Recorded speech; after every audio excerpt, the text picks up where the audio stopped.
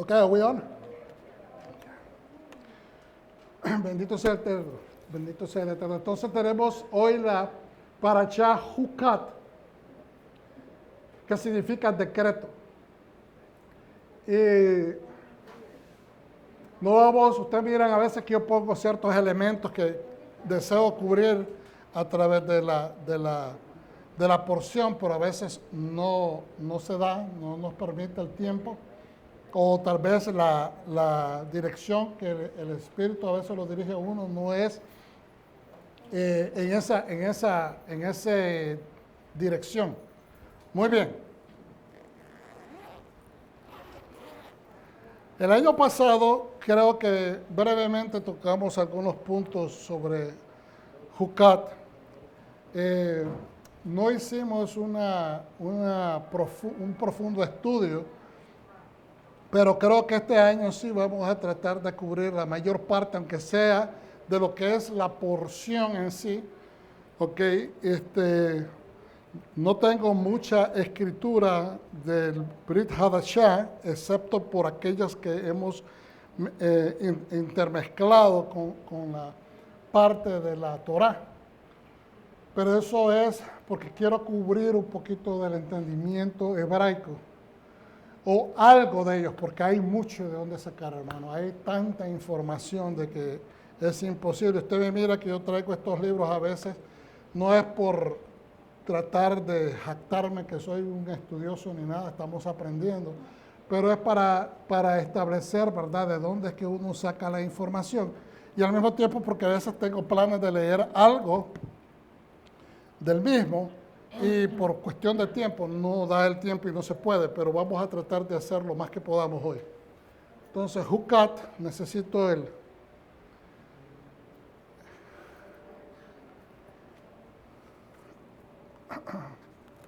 se me olvidaste el nombre ya.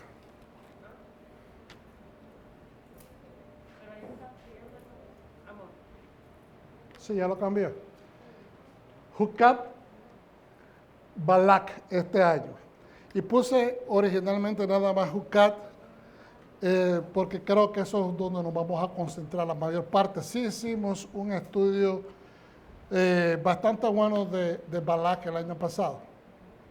Entonces no quiero repetir mucho sobre eso. Me voy a concentrar en Hukat y este miércoles vamos a reestudiar Balak.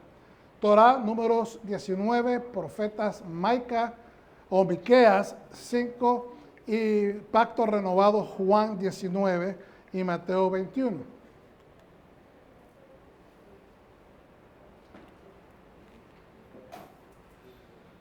Entonces vamos a leer. Y el Señor habló a Moshe y a Aarón diciendo, esta es la ordenanza de la ley que el Señor ha prescrito diciendo, di a los hijos de Israel que te traigan una vaca bermeja, alazana o vaca roja. ¿Ok? Perfecta.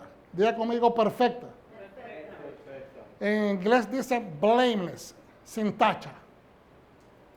¿Ok? En la cual no haya falta, sobre la cual no se haya puesto yugo. Creo que voy a leer directamente de acá, no porque esté mala la escritura, pero para poderles dar el frente. Y dice, vamos a volver a repasar un poco.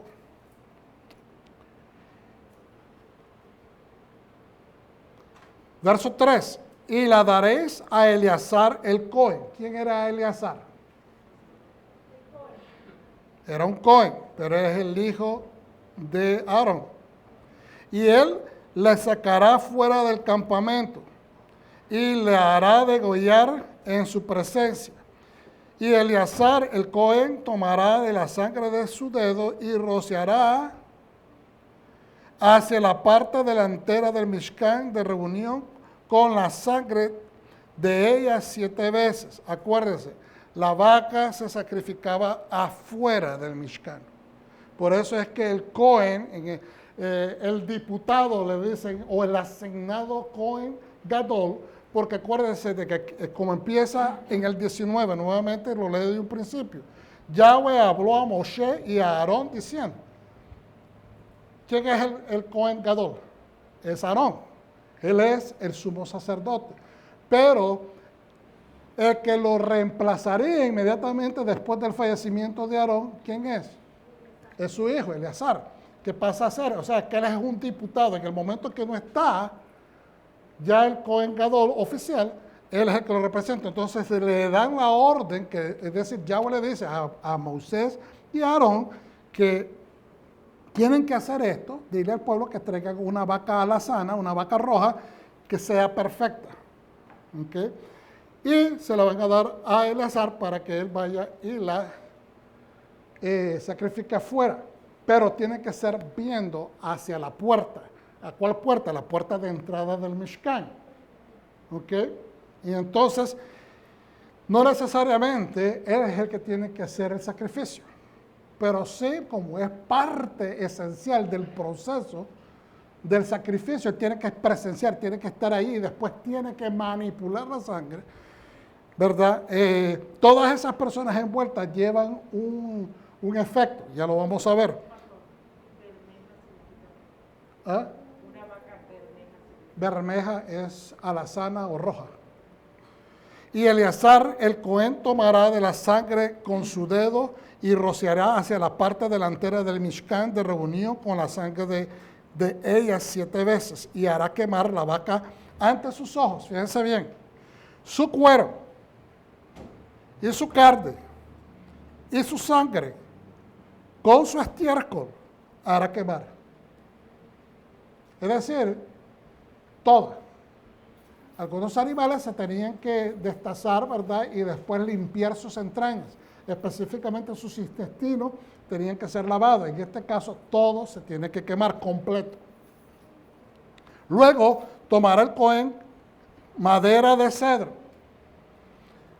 Verso 6. Luego tomará el Cohen madera de cedro e hisopo. Unas ramas de hisopo, que es una planta también, ¿verdad? Y escarlata.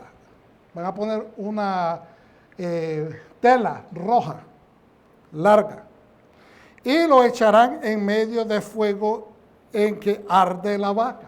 Yo no sé si ustedes se acuerdan que este mismo procedimiento es utilizado cuando la porción de Zarat, cuando se está purificando a la persona que tiene lepra, se utiliza también en la situación de las dos aves, que son una sacrificada y la otra se deja ir, pero antes de dejarla ir, en la sangre del recipiente donde pusieron la sangre de la primera ave sacrificada, también se deposita escarlata, tela roja, y también se deposita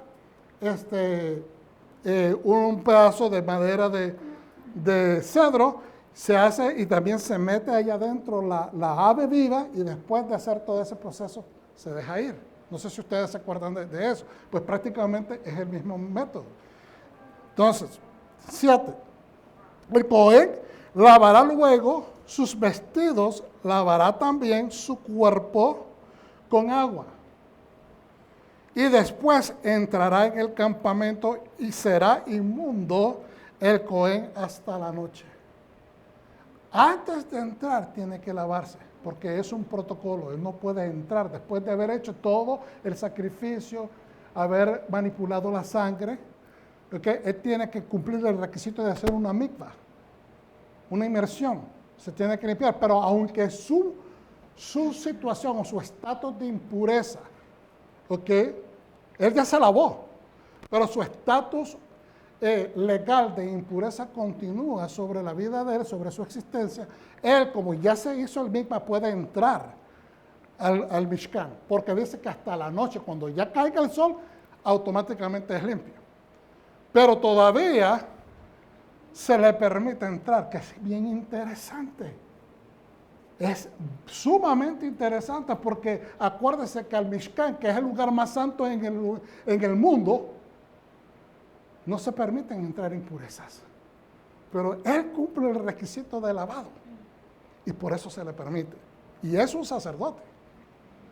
No es a cualquiera del que estamos hablando, es del sacerdote que fue asignado y que está obedeciendo la instrucción del Eterno. Todas estas cosas como que nos dejan pensando qué es lo que hay acá. Pues es un misterio. ¿Okay? El Cohen lavará luego sus vestidos, lavará también su cuerpo con agua y después entrará en el campamento y será inmundo el Cohen hasta la noche. Asimismo, verso 8, el que le quemó lavará sus vestidos en agua. También lavará en agua su cuerpo y será inmundo hasta la noche. Y un hombre limpio, un hombre que está ritualmente puro y limpio, recogerá las cenizas de las vacas y las pondrá fuera del campamento en lugar limpio. Él está limpio, recoge todas las cenizas, las pone, ¿verdad?, en un recipiente que obviamente está limpio y las pone en un lugar limpio y las guardará la congregación de los hijos de Israel para el agua de purificación. Es una expiación. Este proceso de mezclar agua con esas cenizas de la vaca roja se utiliza para un proceso de expiación. Entonces vamos a hacer la pregunta: ¿cuándo es que se necesita el procedimiento de expiación? ¿Quién es nuestro sumo sacerdote? Yeshua HaMashiach. ¿Qué vino a hacer él? A expiar nuestras faltas, nuestras culpas, nuestros pecados. Entonces, un hombre limpio recogerá las cenizas de la vaca y las pondrá fuera del campamento en lugar limpio. Y las guardará la congregación de los hijos de Israel para hacer el agua de la purificación, que es una expiación. Entonces es una expiación para perdón de pecados, para la expiación de los pecados. ¿Ok? 10. Y el que recogió las cenizas de la vaca, que es un hombre limpio, ya lo leímos, lavará su vestido y será inmundo hasta la noche. Entonces uno dice, ¿por qué? ¿Por qué este procedimiento de que la vaca limpia? Vamos a ver si lo entendemos. La vaca limpia al pueblo, pero a todos los que están involucrados en elaborar las cenizas de la vaca quedan impuros al manipularla. Qué interesante. Muy interesante.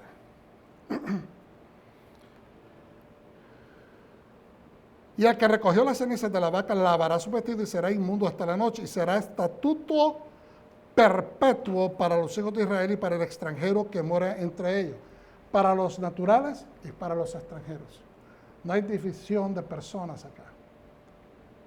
Hay una sola ley para el natural y para el extranjero. Cuando ustedes escuchan a veces comentarios de personas que le dicen, ustedes no tienen que guardar la Torá, lo que tienen ustedes que guardar son las leyes noaicas o noajidas. Ustedes no hagan caso de ese tipo de información porque están excluyéndolo de los beneficios de aquellos que guardan la Torá. Los están excluyendo de los derechos de ser pueblo de Israel. Porque le están diciendo, tú no necesitas hacer eso. O uno, te creen incapaz de poderte someter a la voluntad del Eterno.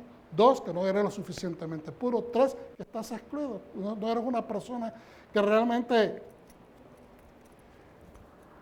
amerita, necesita o desee ser parte del pueblo de Yahweh, del pueblo de Yeshua, nuestro Mesías. Entonces tenemos que excluir ese tipo de mentalidades porque lo que están haciendo es una discriminación espiritual.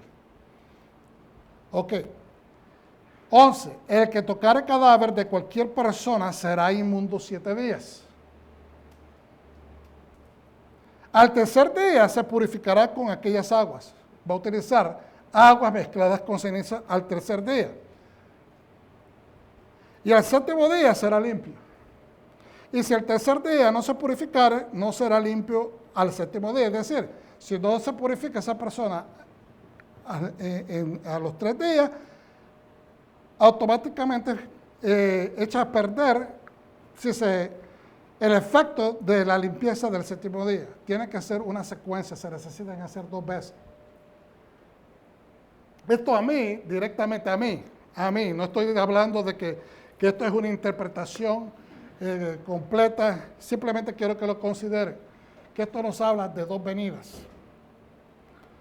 Una, la del que vino a servir. La vaca roja está sirviendo el propósito de expiación.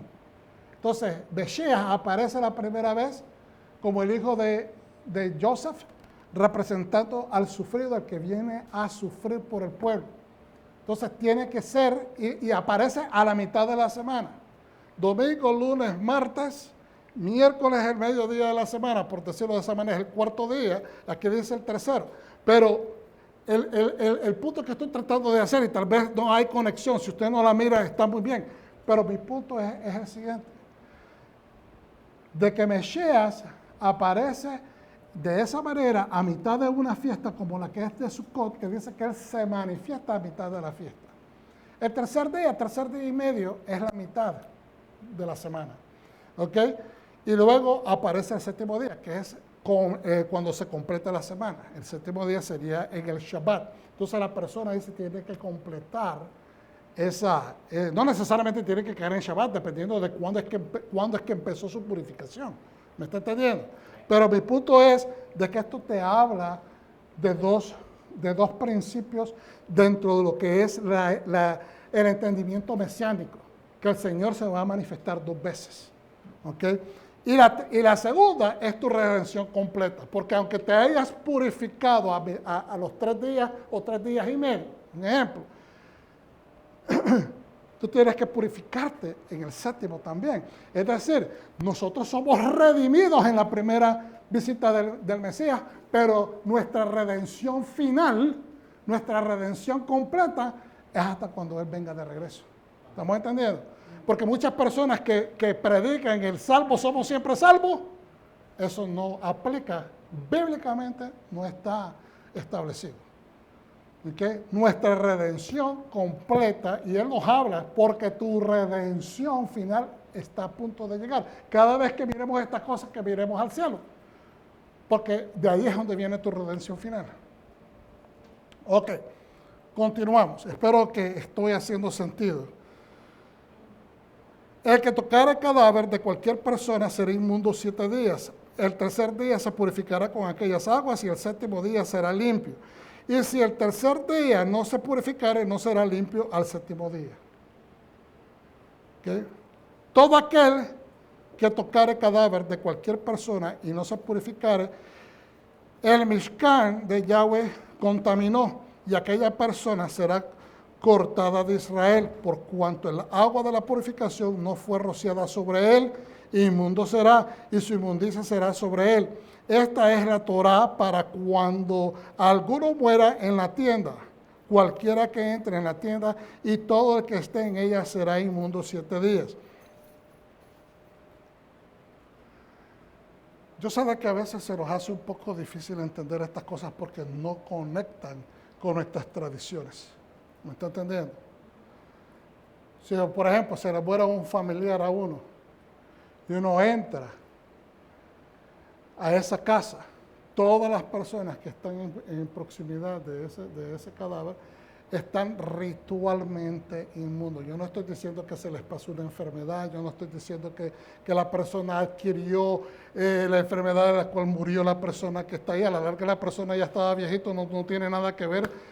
No se trata de eso, se trata de purificación ritual para estar dentro de las cosas santas, para poder ir al lugar santo donde esté el Señor. Es el Señor el que establece esto, no lo tenemos que entender, y vamos a desglosar esto un poquito para que lo comprendamos. Nuestra mente humana, que está acostumbrada, especialmente en las naciones, acostumbrada a hacer las cosas por costumbres de los seres humanos, pues no lo entendemos porque contradice nuestra identidad. Pero la pregunta es, ¿tiene razón el hombre? ¿Tiene suficiente sabiduría el hombre para cuestionar los designios divinos? No. No porque Dios no te los quiere explicar, pero es muy difícil entrar a contender con el Señor que está prescribiendo una información que va mucho más allá de nuestro propio entendimiento. Y la manera más sensata de entenderlo es que está hablando en referencia a acercarse al lugar santo, porque aquí se lo dice. Fíjense bien, empezando del 12 nuevamente, el tercer día se purificará con aquella agua y el séptimo día será limpio. Y si el tercer día no se purificare, no será limpio el séptimo. Uno es el requisito del otro.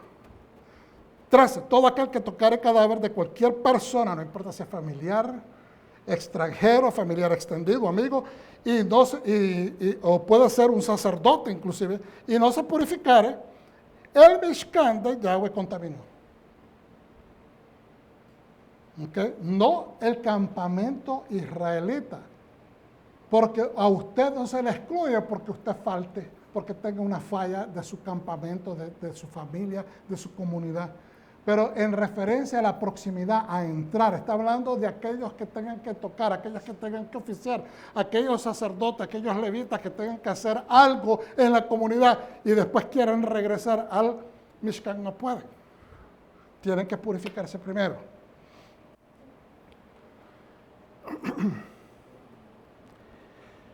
El Mishkan de Yahweh contaminó y aquella persona será cortada de Israel por cuanto el agua de la purificación no fue rociada sobre él. Es decir, si tú tienes el conocimiento que esto es requerido de ti, al entrar a un lugar sabiendo la prescripción que se requiere y no lo hiciste, entonces lo estás haciendo a propósito, estás haciendo una falta voluntariosa. Y entonces ahí es donde la persona tiene que ser excluida o sacada de Israel o de la congregación. Y dice, por cuanto el agua de la purificación no fue rociada sobre él, inmundo será y su inmundicia será sobre él. Esta es la Torá para cuanto alguno muera en la tienda. Cualquiera que entre en la tienda y todo el que esté en ella será inmundo 7 días. Usted me dirá, pastor, ¿por qué nosotros tenemos que estar estudiando esto? Para que entendamos cuál es la función de tu Mesías hoy día. Mire, nosotros padecemos de muchas cosas y se nos hacen a veces inefectivos nuestros esfuerzos porque ignoramos puntos como este. Vamos a hablar de algo. En Mesías usted tiene su purificación. Si usted va, se le muere un familiar y usted abraza a ese familiar, usted toca a ese familiar, yo no le estoy dando una nueva ley. Eso está escrito aquí. Y si nosotros decimos que la Torá no ha sido abolida, entonces ¿cómo vamos a decir, oh, pues el Mesías, entonces yo tengo la solución, yo no tengo que preocuparme de esas cosas? No, tenemos que entender en qué contexto vas a utilizar la sangre que Yeshua derramó para propiciarla y agarrar y efectivamente utilizarla en tu vida espiritual. ¿Estamos entendiendo? Entonces, aquí se necesitaba el sacrificio de un animal. Pero Yeshua vino y cumplió estos requisitos de sacrificios en un solo sacrificio que es eterno. Entonces, ¿qué es lo que sucede? Si usted tiene que ir a visitar a un familiar, usted al tercer día hace su oración. Si usted tiene una mikvah, usted hace su mikvah. Y usted dice, pero ¿dónde voy a agarrar yo las cenizas de la vaca? Pues no, usted no lo necesita porque ahí está Yeshua por usted. Esa es la manera que usted lo utiliza. Señor, de acuerdo a tu Torah, yo estoy efectuando esto porque antes lo desconocía. Antes yo no sabía esto porque no se me había enseñado en el contexto adecuado. Pero ahora, siendo que tú has cumplido todos estos requisitos en el sacrificio de Mesías, pues yo ejerzo que al tercer día, como dice la Escritura, de haber atendido un evento de estos, usted se purifica en su Mesías. ¿Está entendiendo? Como que hay resistencia, sienten el Espíritu como que no les computa. Pero si nosotros decimos que la Torah está viva y vigente y creemos que está viva y vigente, entonces lo único que tenemos que es apropiar adecuadamente, porque aquí el contexto, se necesita una vaca roja. Yeshua cumple ese requisito. Y ahorita vamos a ver cómo. Amén. Pero estoy haciendo ciertas explicaciones de aplicación. Porque para eso es que Mesías cumplió todo esto, para que nosotros nos beneficiemos. Bendito sea el Señor que no tenemos que hacer sacrificio. Bendito sea el Señor que no tenemos que utilizar aguas llenas de ceniza.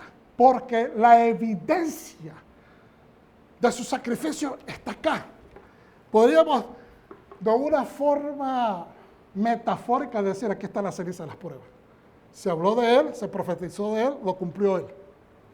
Y aquí está la evidencia que necesitamos para decir, él lo hizo. Yo sé que es muy probable que esto suene completamente extranjero y ajeno,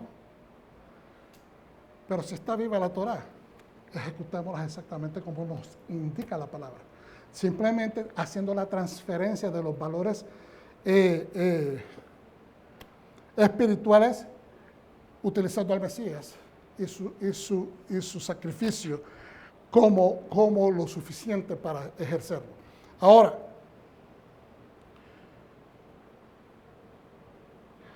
esta es la Torá para cuanto alguno muera en la tienda, cualquiera que entre en la tienda y todo lo que esté en ella será inmundo 7 días. Usted habla de tienda, aquí estamos hablando hoy en día de casas, de recintos, de lugares.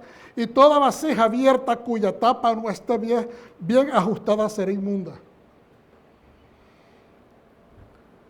Fíjense bien, y toda vasija abierta que esté en esa casa, si no se tapó bien la comida, cuya tapa no esté bien ajustada será inmunda. Y cualquiera que tocare algún muerto a espada sobre la faz del campo, o algún cadáver o hueso humano, y sepulcro 7 días será inmundo. Entonces usted ahora podrá entender por qué la tradición judía es bien clara, que cuando se le muere un familiar o un amigo, una persona, la persona que está doliente, la comunidad, sus amigos, sus familiares le llevan la comida porque esa persona no puede estar abriendo, porque después de estar abriendo y destapando, donde está una persona que ha fallecido dentro de esa casa, pues no puede ofrecer eso a las personas que llegan de visita, porque se vuelve inmunda. Entonces es hasta el momento cuando se va a hacer el compartimiento de comida, cuando la gente, lo que nosotros conocemos la vela, que la gente llega a acompañarte, llega a animarte, ¿verdad? Entonces, si hay en las tradiciones de nuestros pueblos, a veces la gente hace las velas con los cuerpos presentes en las casas. Yo no sé si eso se continúa acostumbrando en Latinoamérica, pero hace tantos años, 30 y tantos años cuando yo salí, se acostumbraba todavía mucha gente a hacer sus velorios en sus casas. Y era costumbre que la gente, la familia, encima de estar doliente, tenía que proveer comida, tenía que proveer víveres y cuestiones a los visitantes, cuando es al contrario, la persona que está doliente debe quedarse tranquila. La familia que está sufriendo es la que se debe quedar tranquila, mientras su comunidad de hermanos, familiares y amigos los apoyan, los abrazan trayendo esas cosas a la casa. Pero en la comunidad judía no se hacen velorios de cuerpo presente en las casas. Es inmediatamente ese mismo día, antes que caiga el sol, la costumbre, la mayor parte son enterrados. ¿Por qué? Por esa misma razón. Porque la palabra habla de tornar inmundo. Donde está el cuerpo muerto, se torna inmundo. Espiritualmente hablando, ritualmente hablando, no necesariamente porque tenga una enfermedad. Ahora, 16. Y cualquiera que tocara algún muerto a espada sobre la faz del campo, es decir, alguien que haya muerto en alguna pelea, en un combate, en una guerra, o algún cadáver o hueso humano o sepulcro, 7 días será inmundo. Y para el inmundo tomará de la ceniza de la vaca quemada en la expiación, toma de la ceniza para el inmundo, la persona que sea puesta inmunda. ¿Okay? Toma, dice, de la ceniza de la vaca quemada, de la expiación, y echará sobre ella agua corriente en un recipiente. No es agua corriente como agua cualquiera, es agua que ha sido tomada de un río, de agua viva, dicen algunas traducciones. Y un hombre limpio tomará hisopo y lo mojará en el agua y rociará sobre la tienda, es decir, echa la ceniza, lo revuelve y después se agarra con el requisito, no es cualquier cosa, es el hisopo. ¿Okay? Por eso ya todo esto se cumplió en Yeshua. ¿Okay? y rociará sobre la tienda y sobre todos los muebles, sobre las personas que allí estuvieren y sobre aquel que hubiere tocado el hueso o el asesinado o el muerto o en el sepulcro. Y el limpio rociará sobre el inmundo al tercer y al séptimo día. Y cuando lo haya purificado el día séptimo, él lavará luego su vestido y así mismo se lavará con agua y será limpio a la noche. Ok, y usted dirá, ¿dónde en Yeshua se cumplió esto? Se cumple en Yeshua bien claramente. Acuérdense que, de qué fue que le pusieron la ropa, de qué color era el manto que le pusieron los romanos. ¿Ah? Color rojo, porque ese era el manto de los reyes o de la gente doble en esos tiempos. Eran vestiduras rojas o púrpura. Eso eran las ropas que ellos utilizaban. Me imagino que habrán utilizado un par de sus capas que eran rojas de estos soldados para ponerle, inventarle ahí esa ropa que le pusieron. Esa es escarlata. La palabra escarlata significa es un rojo vivo, rojo de sangre, ¿ok? Y escarlata se le decía antiguamente, solamente se decía escarlata y ya sabían que se referían a una tela roja. Entonces, el pedazo de cedro, ¿dónde está? En el madero donde fue colgado. Ahí está el madero. Cuando dice, tengo sed, dice que el hombre agarró, ¿verdad?, el hisopo, que es una rama que se utilizaba antiguamente, y entonces lo mete en un vinagre. No es que la gente bebía vinagre, no es que no tenían el vinagre ahí para dárselo a beber de puro gusto de maldad a la gente, no, era vino, pero como estaba debajo del sol, se convierte en vinagre. Estar afuera, a la intemperie. Entonces, mete el hisopo y se lo pone. Ahí tienen los tres elementos de la crucifixión de Yeshua que está cumpliendo la vaca roja. ¿Dónde murió Yeshua? Se sabía que la ciudad santa, todo lo que estaba amurallado, todo el templo y todo lo que estaba amurallado donde estaba el templo, es lugar santo. Es un nivel de Kadushá. El lugar más santo, después se vuelve el templo y después el lugar santo y después el lugar santísimo, es el más santísimo de todos los lugares de este mundo. Pero ¿qué sucede? Que la vaca roja tenía que ser sacada. ¿Quién tiene que traer la vaca roja? Al sumo sacerdote. ¿Quién? Lo declara la palabra que es el pueblo. Dile a los hijos de Israel que te traigan una vaca roja perfecta, sin mancha, sin defectos. ¿Quién es el que entrega a Yeshua? No es todo el pueblo de Israel. Son un montón de malandros pagados a sueldo por los líderes que representan a la comunidad de Israel. Los líderes corruptos que querían deshacerse de él son los que lo entregan a las autoridades romanas. Luego, como ellos no tienen jurisdicción para matar a nadie, es el romano que tiene que decir que le den muerte. Entonces, ¿quiénes fueron los que lo entregaron? Los hijos de Israel. De una manera, o sea, directa. No todo Israel, no todo Judá, pero un segmento, ¿verdad?, de los religiosos. Entonces, ¿qué luego sucede? Lo tienen que sacar afuera de la ciudad. No se le puede dar muerte a nadie dentro de la jurisdicción inmediata del templo. Tiene que ser afuera. ¿A dónde lo mandan a que sea muerto? No en el Golgotha que nos enseñan históricamente. Ese no fue el lugar donde él fallece. El Golgotha no es el lugar donde ahorita los turistas van a ver. Eso es lo que estoy diciendo. No estoy diciendo que no fue en el Golgotha. Lo que pasa es que se le aplicó el nombre de Golgotha a ese lugar porque no había información.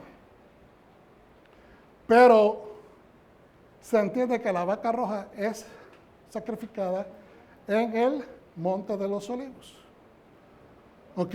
En el Monte de los Olivos a cierto nivel, donde se hacía tradicionalmente, cuando ya se levantó el primero y el segundo templo, en el mismo lugar se hacía, directamente a la puerta, viendo la puerta del templo, y donde se podía ver inclusive la parte de adentro de la cortina donde se entraba al lugar santo. Ok, yo sé que toda esa información la hemos compartido anteriormente, entonces voy a continuar acá para terminar el 19. 19. Y el limpio rociará, podemos pasar esta, perdona que yo estoy leyendo. Sí me lo pasaste, gracias, hijo. 19. Y el limpio rociará sobre el inmundo al tercero y el séptimo día, y cuando lo haya purificado el día séptimo, él lavará luego sus vestidos y asimismo se lavará con agua y será limpio a la noche. Y el que fuere inmundo y no se purificare, la tal persona será cortada de entre la congregación por cuanto contaminó el Mishkan de Yahweh, no fue rociado sobre él el agua de la purificación, es inmundo. ¿Quién es el agua de vida que nos purifica? Yeshua. Él cumple todos estos requisitos. Yo soy, ¿verdad?, el agua de vida. Dice, todos aquellos que tengan sed, vengan a mí. Le será estatuto perpetuo también el que rociare el agua de la purificación, lavará sus vestidos, y el que tocare el agua de la purificación será inmundo hasta la noche. Y todo lo que el inmundo tocare será inmundo, y la persona que lo tocare será inmundo hasta la noche. Ok. ¿Por qué está este contronazo en que la persona que está pura y elabora termina siendo inmundo, y la persona que está inmunda cuando utiliza el implemento de las aguas y las cenizas queda puro? Está bien interesante, ¿no? Porque es un misterio. Y no lo podían, la ortodoxia trata y hace muchas explicaciones interesantísimas y buenas, porque nos amplifican el entendimiento a otros puntos que nosotros no entendemos normalmente. Pero lo importante es que nosotros tenemos el conocimiento de Mesías y podemos ajustar y conectar estas aplicaciones más efectivamente. Porque en el momento que muchos de los del compendio de escritos o de comentarios hechos por la ortodoxia no se entendía, no aceptaron, ¿verdad?, de que era Yeshua, pero hoy en día, pues, con todos los estudios que se han hecho y hemos venido aprendiendo y entendiendo ciertas cosas, pues ahora podemos conectar más efectivamente estas verdades. Dentro de los midrashim rabínicos o enseñanzas rabínicas nos encontramos con perlas de sabiduría y explicación. Primero entendemos que los mitzvot, mandamientos de la Torah, se dividen en 3 categorías. Testimonios. ¿Okay? Las tablas de la ley eran testimonios. ¿Ok?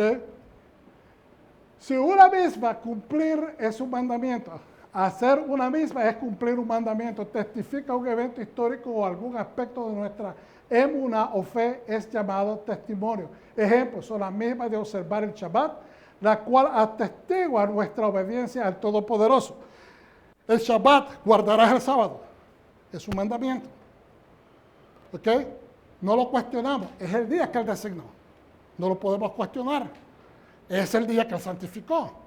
Lo podemos tratar de entender de muchas maneras, pero es un mandamiento del Señor. Por lo mismo, los 10 mandamientos son mandamientos que tenemos que cumplir. Los entendamos o no los entendamos, pero es más, al aplicarlos entendemos automáticamente que nos traen beneficios. Entonces, es un testimonio, por eso es que se llama, porque tienen resultados inmediatos que podemos palpar, percibir, recibir y beneficiarnos de los mismos. Entonces, observar Yamim Tovim, festividades o fiestas solemnes, Yamim, días Tovim, buenos, los días, festividades solemnes, porque ellas conmemoran Yetziat Mitzrayim, éxodo de Israel, de Egipto, perdón. Entonces, todas ellas conmemoran, todas las fiestas conmemoran el hecho de que salieron de Egipto. ¿Qué significa? Podemos celebrar fiestas porque somos libres. En este momento sentimos que no estamos en ninguna fiesta porque el COVID-19 nos tiene metido en casa. ¿Me está entendiendo? Observar el mitzvot de tzitzit, flecos, y tefilín, las filacterías, que demuestran nuestra obediencia y creencia en la soberanía de Hashem. Es decir, lo que estamos diciendo es que yo uso los tzitzit, ¿verdad? Porque es un mandamiento del Señor. Pero al mismo tiempo me explica la misma Torah que es para que yo lo vea el cordón azul y me recuerde que no solamente tengo que guardar los mandamientos, pero que yo soy representante del Eterno aquí en la tierra. Que el mejor representante de quién es Yahweh somos nosotros. ¿Ok? Entonces, leyes civiles, mishpatim. Muchos se acuerdan de la misma porción que se llama mishpatim, que significa que leyes divinas o también juicios. Juicios. No se llama de juicios de enjuiciar a alguien, sino de tomar medidas de balance que mejoren nuestra vida y también mejoren la calidad de la vida en la comunidad. Son leyes divinas que protegen el culto a Dios vivo, la seguridad, la supervivencia de la sociedad humana, mantienen el orden público y el respeto a la integridad de la propiedad, cosas que hoy en día parece que son extranjeras y raras.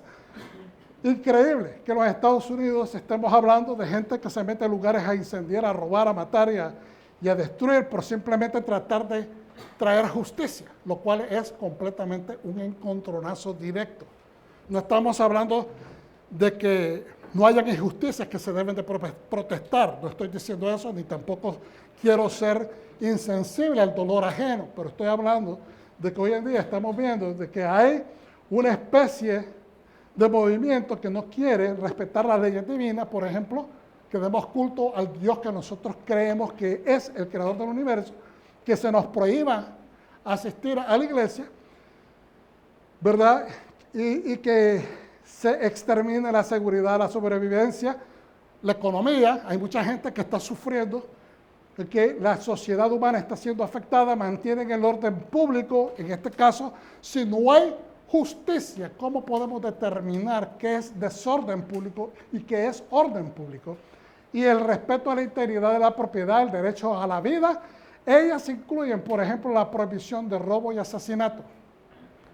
Si no podemos prohibir que una persona se meta a saquear, entonces, ¿cómo podemos establecer justicia y que las leyes se respeten en un país?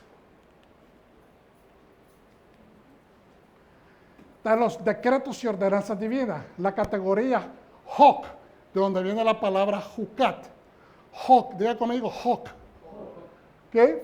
En plural es Jukot o Jucat o Jukim. Clasifican en esta subdivisión aquellos mandamientos cuyo propósito, bisbot, cuyo propósito o significado no son necesariamente entendidos por la inteligencia humana. No hace sentido. Y esto es lo que pasa con el sacrificio de la vaca roja. En ese momento no hacía sentido. En esos momentos, y muchos de los escritos de los antiguos sabios no lo entienden.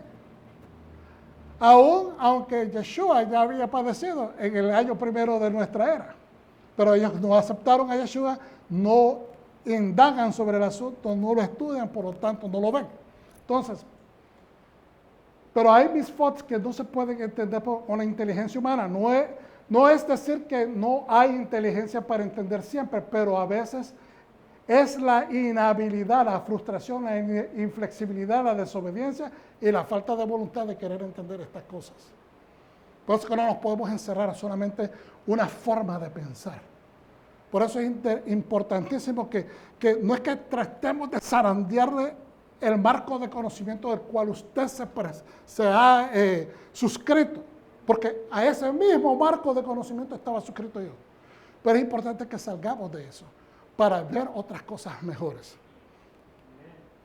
Hay varios ejemplos de tipos de Jukim, pero el Midrash menciona 4 tipos que la Torah menciona específicamente. ¿Amén? ¿Qué es un Hok? Contiene elementos aparentemente contradictorios. El limpio se vuelve sucio y el sucio se vuelve limpio. Eso es bien interesante, ¿no? Están expuestos a ser ridiculizados por el pensar racional o por lo que normalmente es culturalmente aceptable. La Torá, por consiguiente, aconseja al judío israelita decirse a sí mismo, es un Hok, punto. Cuando decimos es un hok, es un mandamiento divino, ahí se acaba el asunto. Ahí se acaba la discusión. Lo voy a obedecer porque lo dice Dios. A ver, ¿cómo es eso? Mi mente no puede entender eso. Pues yo fui hijo y cuando mi mamá y mi papá me decían, lo hace porque yo se lo digo, yo no discutía con esa dirección. Yo no sé si usted lo discutía. Posiblemente una vez le discutió, pero la vara del razonamiento vino por ahí. Aleluya. Entonces, a veces no lo vamos a entender. Es un hok simplemente y no tengo derecho a cuestionarlo porque es Dios el que lo establece. Los 4 diferentes tipos de hokim son, mira qué interesante, 4 tipos que se encuentran bíblicamente establecidos. Y usted, muchas veces cuando estudiamos esto, independientemente en diferentes parachas, yo estoy seguro que usted se lo cuestiona. O se lo ha cuestionado en el pasado. Ahora posiblemente ya lo entendemos un poquito más a profundidad, pero al principio a mí me causaba ciertos choques. Por ejemplo, Ibum, diga conmigo, Ibum. Un judío que se desposa a la esposa de su hermano que todavía está en vida. Es decir, digamos que la mujer se divorció del hermano y ahora el hermano se casa con la ex esposa de su hermano. En vida de su hermano o aún después de la muerte del último, incurre en la penalidad de caret. Caer debajo de la línea establecida por la Torá y la desobediencia a la ley rabínica. Ok, vamos a explicar eso. Si la persona se casa con una ex cuñada para ser la esposa mientras el hermano está en vida, eso se necesita, o sea, no es aceptable. Si la persona murió, el hermano murió, y ahora la persona tiene que pasar al frente para hacer lo que se llama el matrimonio levirato dentro de la ortodoxia, ¿okay? Que significa el hermano falleció y no le dio hijos a la mujer, entonces ahora el hermano que le sigue a él se casa con la mujer para darle descendencia a su hermano. Entonces el primer hijo de esa unión pasa a ser de su hermano, no de él, literalmente o legalmente hablando. Entonces vamos a continuar. Caret es cuando la persona cae debajo de la línea establecida por la Torá y la desobediencia a la ley rabínica. Eso es si su hermano ya hubiese tenido hijos con su esposa. Si la mujer ya tuvo hijos con su esposa y se murió o está en vida y el hombre se quiere casar porque se divorciaron, eso no se puede. Esa persona cae debajo de lo establecido, es decir, cae en penalidad de caret. Entonces, pero si la viuda de su hermano no tiene hijos, es una mitzvah, es una actitud de bondad, es una buena obra casarse, el ibum, ley de matrimonio levirato, dado que la lógica puede encontrar este cambio de posición difícil de aceptar. El versículo enfatiza, y vosotros guardaréis mis hukim, en Vayikra o Levítico 18:26. Dios establece la Torah y el matrimonio levirato está en la Torah. Pero estos son los requisitos bajo las condiciones por los cuales se puede efectuar. Si la persona se sale de esos parámetros, violando en esas otras áreas que se discuten aquí, entonces la persona es digna de reprensión. ¿Ok? El segundo es el shatnez. Diga conmigo, shatnez. La Torá prohíbe el uso de una vestimenta que contiene una mezcla de lana y lino. Y usted dirá, yo estoy en Yeshua, eso no se hace. Ya no se hace, no se observa. Hay que evitar lo que dice la Torá, la mezcla de estas ropas. ¿Okay?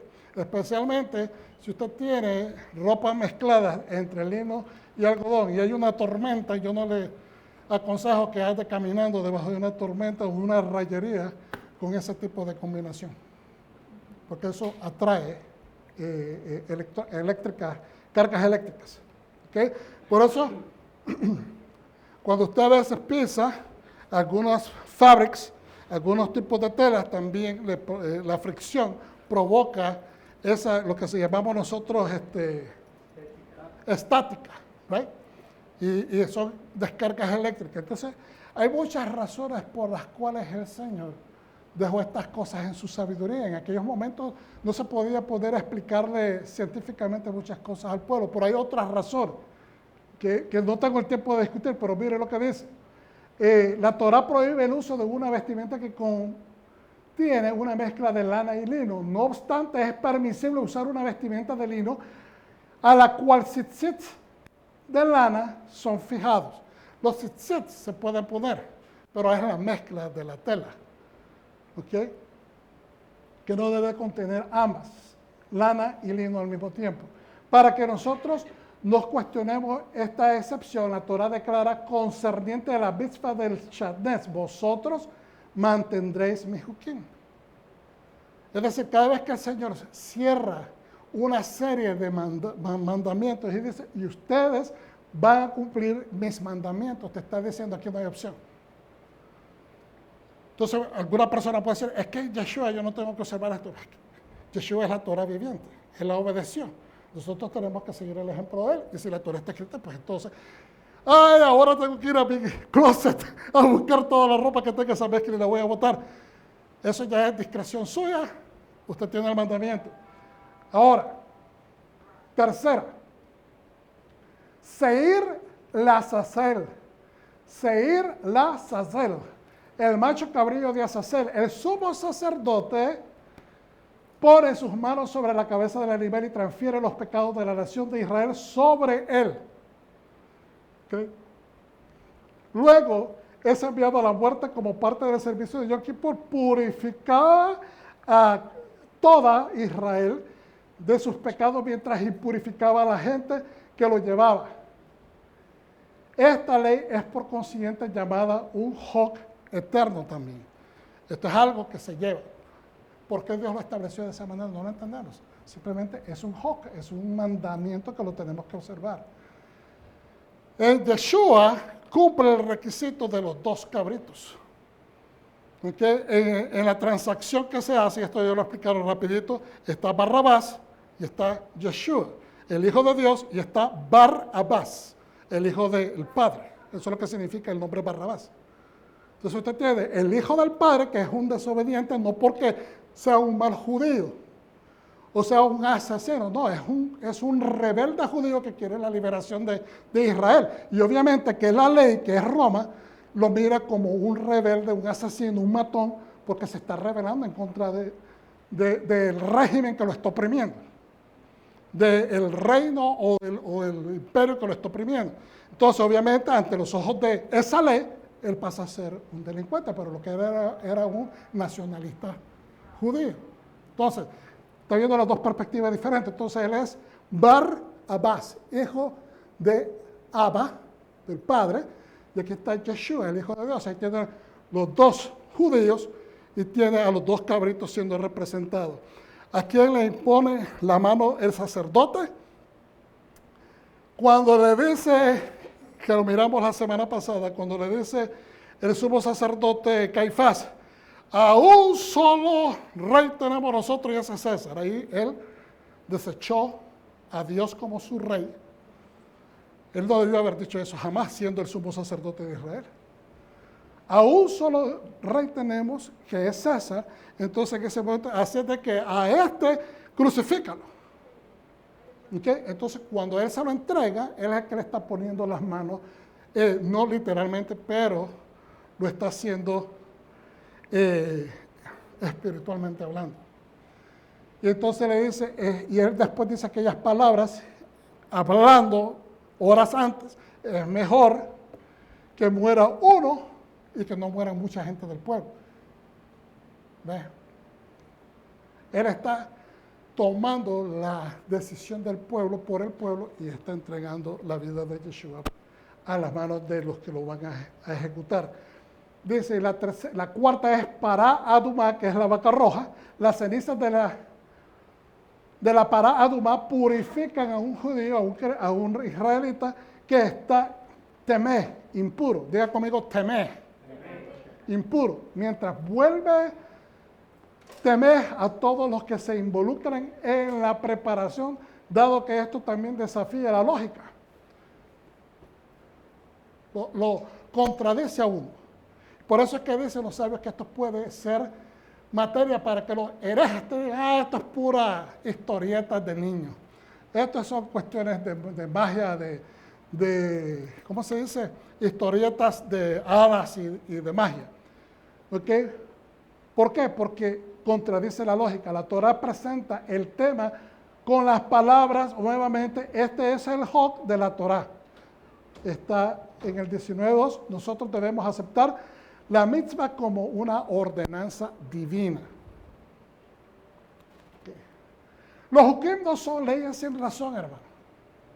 No se me duerman, pero entendemos que nos hacen lógica a veces, no nos hacen lógica, porque su lógica es divina, es decir, Dios sabe más que nosotros y su sabiduría es perfecta y probada. Yo soy de los que creen de que Dios nos da mandamientos para que los entendamos. Tal vez no los entendemos en su momento que los estamos recibiendo, pero los tenemos que entender para la eficacia de nuestro caminar.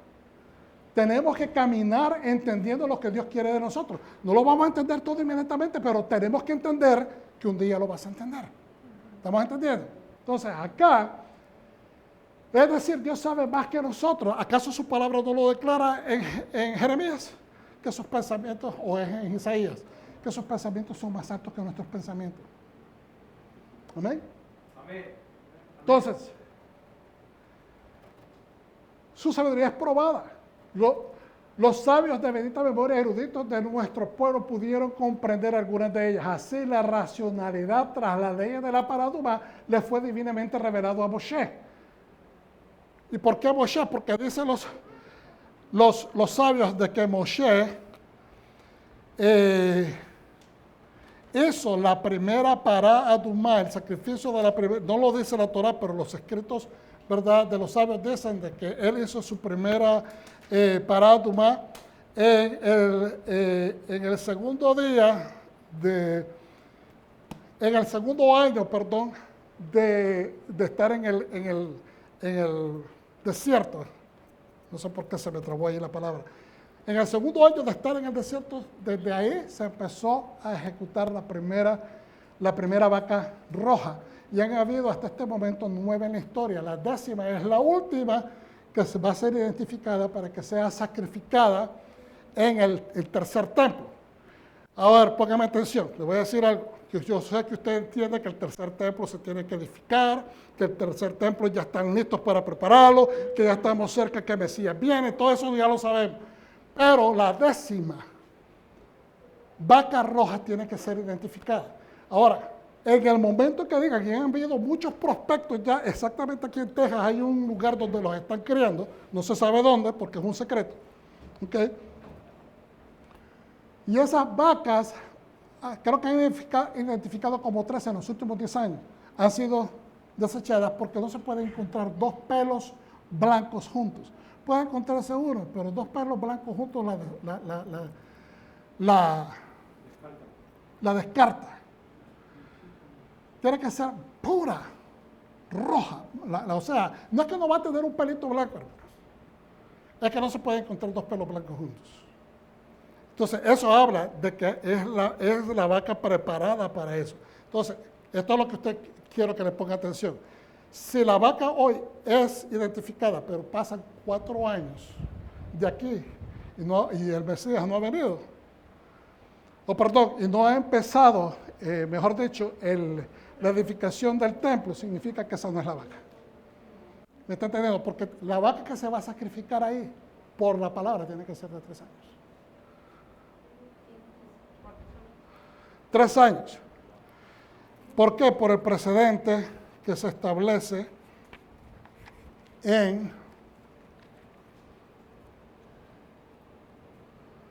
vamos a ir si quiere acompañarme a Génesis capítulo 15. Génesis capítulo 15, cuando Dios le pide a Abraham, ¿cuántos de ustedes saben que la semilla original de nuestra fe es Abraham? ¿Ok? Y que mucho de lo que hizo Abraham establece el patrón de cómo se va a desarrollar también la escritura. Capítulo 15 de Bereshit. Entonces le dice en el verso 8, en el verso 7, y le dijo, yo soy Yahweh que te saqué de Ur de los Caldeos para darte a heredar esta tierra. Y él respondió, mi Adón, mi Señor Yahweh, ¿en qué reconoceré que me has de dar heredad? Y le dijo, tráeme una becerra de 3 años. Tráeme una becerra de 3 años. Y después le dice, una cabra de 3 años. Y un carnero de 3 años. Una tórtola también y un palomino. Ahora yo le hago esa pregunta. La palabra nos describe que iba Abraham con su hijo Isaac, llevaban el fuego en unos contenedores ya encendidos, unas brasas encendidas, llevaban la leña seguramente en un burro o algo y llevaban 2 hombres ayudantes. Pero no nos dice la palabra que llevaban ganado. Es muy posible que lo llevaban porque era costumbre. Si él iba a ir a pagar tributo, él tenía que llevar. Perdón, yo estoy hablando de 2 cosas diferentes. Ahorita se me fue a la parte de Isaac. Ahí, perdóname que ahí se me cruzó el pensamiento. No, lo que estoy diciendo es que cuando él está ahí, en esa porción, que está haciendo el pacto de que Dios se le va a entregar la tierra, que va a ser una nación de él, dice, pero ¿qué voy a ver yo que me está dando esta heredad? ¿Ok? Y le dice, ok, vamos a hacer un pacto.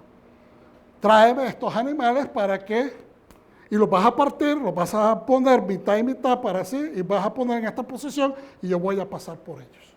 Eso significa que yo te estoy firmando con certeza que yo te voy a cumplir lo que te estoy prometiendo. Entonces, pero qué casualidad. ¿Será casualidad que pide una becerra? Que es una vaca, es una vaquilla. La palabra vaca realmente no aplica. Una vaquilla es una vaquilla. Hasta después de 3 años deja de ser vaquilla, pasa a ser vaca. Es más, en muchos lugares le dicen vaquilla hasta que después que pare su primera cría. Entonces, el punto que yo quería hacer con la parte de Isaac, que me adelanté un poco, es que, aunque la palabra tampoco registra que él tenía ganado, seguramente de que el hecho de ir a pagar un tributo, ya él sabía a quién iban a sacrificar, que era su hijo. Por eso es que él no llevaba animales.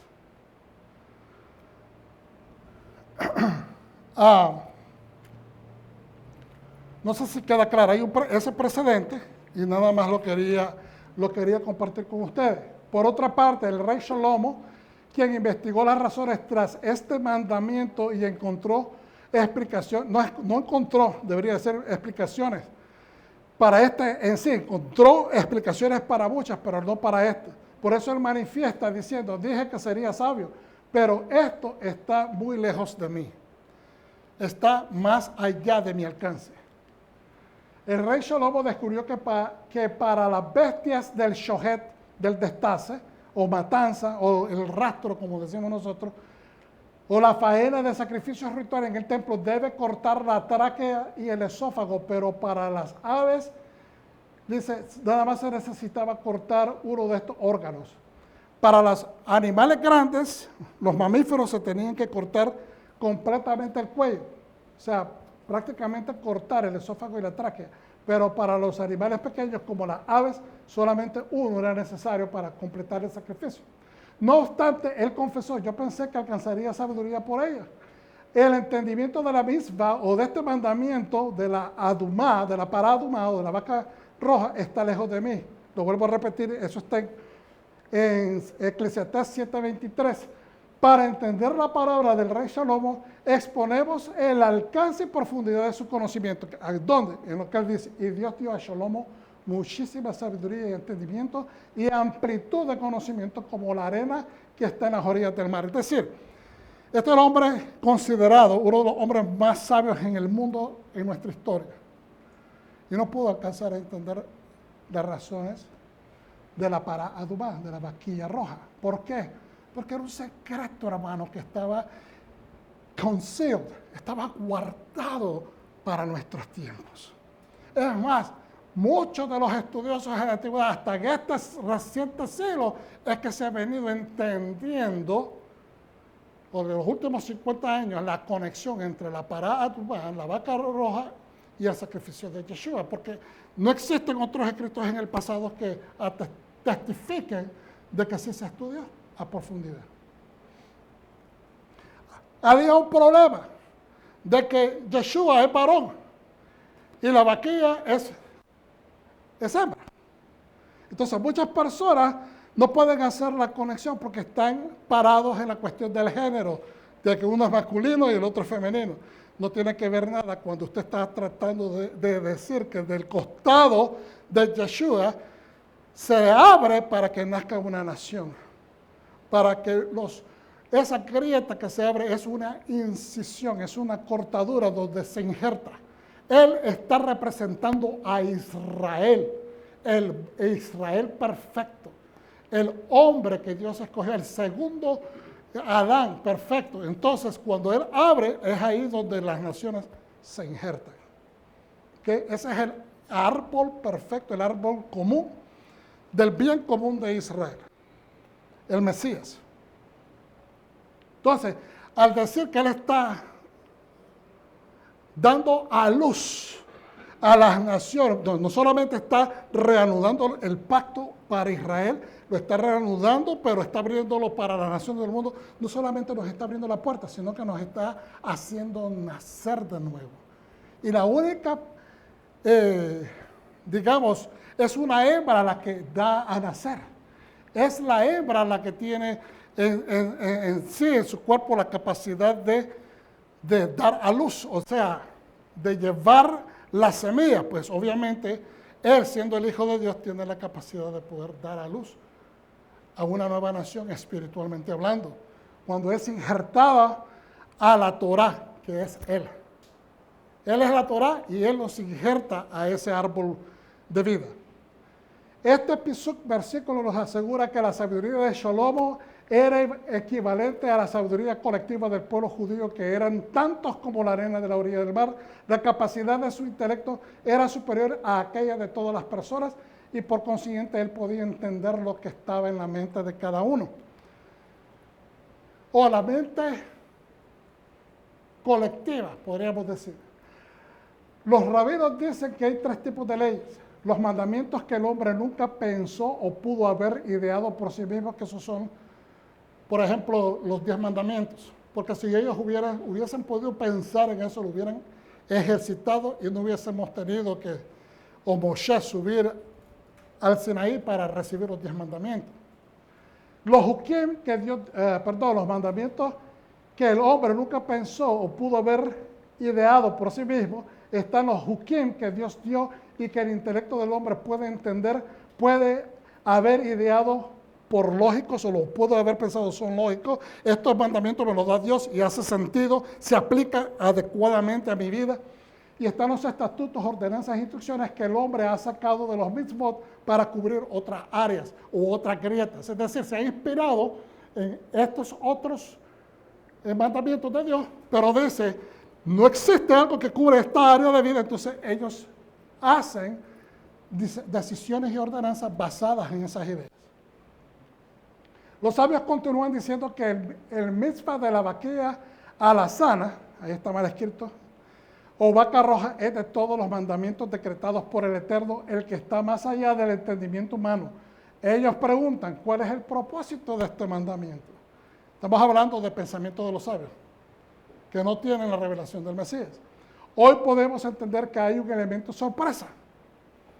¿Por qué? Porque lo injerta este mandamiento después de la situación de Korah.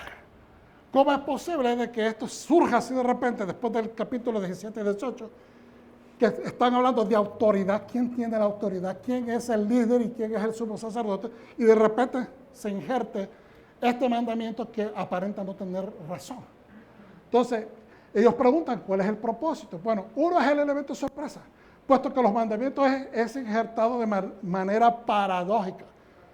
Es una paradoja. Uno dice, ¿qué está sucediendo acá? Que no tiene precedente o secuencia de lo que venía anteriormente y que no se relaciona con lo que viene después. ¿Ve? Y esto sucede, como dije anteriormente, después de Korah. Rashi dice que nadie tiene derecho a cuestionar a Hashem, pero Rambam, este es Maimónides, no Nachmanides, sino Maimónides, explica que esto invita a las burlas de los herejes quienes los cuestionan a él porque el mandamiento de la vaca roja se debe hacer afuera del templo, como si se deseara propiciar a los demonios del campo. Entendemos que dentro del templo de Yahweh no hay demonios operando. Yo quiero llevarlos a esta escritura que me acaba de saltar al espíritu, pero creo que yo la tengo por acá. Que ya vamos a llegar. Ya que estamos cerca, lo voy a dejar en la secuencia que lo puse. En Tosefos Avodah Zarah 35a dice lo siguiente. Dice que en el contexto de cuando no entendemos, no tratemos de explicar el precepto porque Dios nos dio lo mejor de él. Si no tenemos entendimiento de lo que estamos leyendo, no lo tratemos de explicar. Porque lo que vamos a hacer es más enredo. ¿Me está entendiendo? Eso es bien sencillo, es un principio de sabiduría. No trates de explicar lo que no entiendes. Si no lo entiendes, dices, no lo entiendo, déjalo ahí. Léelo hasta que se asiente. Cuando tengas un poquito, entonces ya empiezas a elaborar. ¿Ves? De otra manera, mantente meditando en ello. Pero aquí dice, tratemos de explicar el precepto porque Dios nos dio lo mejor de él, de su más secreto mandamiento. Estos son los sabios. Por favor, analícenlo, lo que están diciendo. Olvídense del paréntesis. Dice esto, Tosefos Avodah Zarah 35, dice que no tratemos de explicar el precepto porque Dios nos dio lo mejor de él. Estas son personas que no conocen de Yeshua. ¿Qué es lo que dice la palabra? Que Dios dio lo mejor de él para nosotros. De tal manera amó Dios al mundo que envió a su Hijo unigénito para que todo aquel que cree en él no se pierda y tenga vida eterna. Pero mire cómo lo dice. Nos dio lo mejor de él, de su más secreto mandamiento, la vaca roja, porque es un secreto, no lo entendía, porque en la forma de un beso divino. Y usted le puede poner ese beso favor, amor, regalo. Es un beso es un regalo de amor, de cariño, de que usted ama a alguien. Es un favor. Cuando usted le da la bienvenida a alguien que viene a visitarlo a su casa, tal vez, ¿verdad?, dependiendo de las costumbres, uno recibe a la gente con un beso, un abrazo. Es un regalo de corazón a corazón. Entonces, como si fuese algo tan íntimo de un amante a su amada, de un esposo a una esposa. Qué interesante el regalo de eso, gracias a favor, un secreto de un esposo a su amada. El Midrash de este capítulo enfoca primordialmente de la paradoja de las leyes alrededor de la vaca roja, como sus cenizas purifican a la gente que se ha contaminado con muerte, pero aquellos que operan en su preparación se contaminan. Por eso el rey Salomón dijo que su inteligencia no lo podía entender. Vamos a ver. ¿Quién necesita acercarse a Yeshua? El que está muerto en pecados, el que está impuro, el que no puede venir a la presencia del Eterno. Entonces su sacrificio, que es el sacrificio de la vaca roja, que es lo que, ¿cómo se dice?, cumple el requisito de expiación, entra. Ahora, la persona que está adentro, y esto lo comparo yo, simplemente es mi comparación, ¿okay?, a personas que ya estando en Yeshua creen ser mejores, más limpios, más puros, más altos, más excepcionales, más espirituales que los demás, porque simplemente son ministros, son maestros, son esto, Entonces, esa persona en esa altivez, ¿me entiendes?, de tocar más, sienten que están tocando, que están más cerca de la ceniza de la purificación, de las aguas de purificación, son las personas que empiezan a caer. ¿Por qué? Porque el estatus de ellos no se establece por lo que ellos sienten en relación al regalo divino, sino que es a manera de la necesidad. Entonces dicen algunos de los escritos de los sabios, Así mismo como el cedro es un árbol frondoso, ese árbol se tiene que hacer más pequeño como la rama de hisopo. Y esa rama de hisopo se tiene que hacer más pequeño como un gusanito o como un pedazo de tela. En otras palabras, que debemos de ir en secuencia, que entre más cerca nos sintamos, más debemos de ser humildes. Entonces, eso es lo que dicen los sabios. Termino con esto, hermanos. Esta explicación, y le doy gracias por su paciencia. Estoy en tiempo, ¿verdad? Me pasó un poquito. Ay, Señor, ahí me perdona. Mateo 16, entonces Yeshua dijo a sus discípulos, si alguno quiere venir en pos de mí, niégase a sí mismo, tome su cruz y sígame. Espérate un momento. Yo quiero seguirte, Yeshua. Te dice, niégate. Deja de ser lo que tú eres. Deja todo tu pasado, deja tu familia, deja tu gente, deja tu parentela. Sígueme al lugar que yo te voy a enseñar. Estaba hablando no en lo literal, físico, pero en lo espiritual. Entonces después dice, porque todo aquel que quiera salvar su vida, la perderá. Ahí tiene inmediatamente la conexión de lo que es la vaca roja. Todo aquel que quiera salvar su vida la perderá y todo aquel que pierda su vida por causa de mí la hallará. Son enseñanzas que como que no hacen sentido. Espérate, si yo quiero salvar mi vida, que es lo que yo quiero preservar, yo quiero acercarme a Dios para preservar la vida. No, pero es que no se trata de eso. Se trata que pierdas tu vida para que la alcances. Perder la vida en este concepto es perder la vida de acuerdo a los preceptos y conceptos del mundo. El mundo habla de preservar vida, acumular riquezas, vestirse lo mejor, hacer lo mejor, tener estatus, tener privilegios, entonces tenemos que perder eso para alcanzar verdaderamente la vida que nos ofrece la Torah, que es una vida de más sencillez, de más tranquilidad. Porque, ¿qué aprovecha el hombre si ganara todo el mundo y perdiera su alma? ¿O qué recompensa dará el hombre por su alma? ¿Qué recompensa podemos dar nosotros por nuestra vida?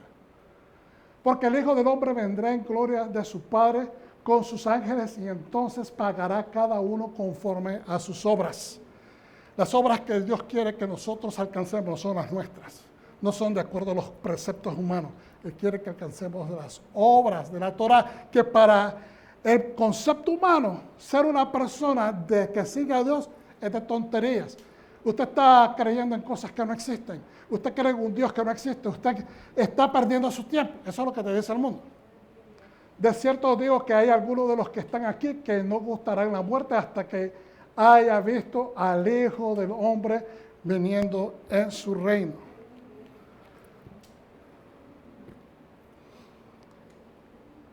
Sé que no hemos cubierto en la mitad de lo que este misterio de la vaca roja significa, pero creo que se va desarrollando aún en nuestras vidas.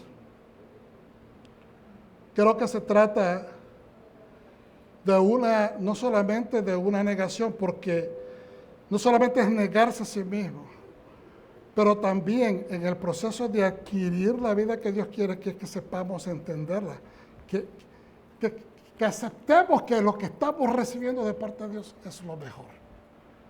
Porque si estamos con un pie adentro y el otro afuera sintiendo, ay, es que la vida en el Señor es más sacrificada, es más de entrega, y no damos el paso por completo hacia adelante, estamos viviendo una vida falseada, espiritualmente hablando. Entonces tenemos que decidir a tomar la vaca roja completa y hacer la prescripción correcta al tercer día y al séptimo día. Eso me habla a mí de la transición que estamos viviendo. En el momento que Yeshua nos da la expiación, ¿okay? Hasta el presente podríamos decir, es lo que se considera la primera parte de la expiación, hasta que lleguemos hasta el segundo instante donde la redención completa se dé y nuestra purificación sea completa. ¿Lo recibe, pueblo de Dios? Un aplauso para el Señor.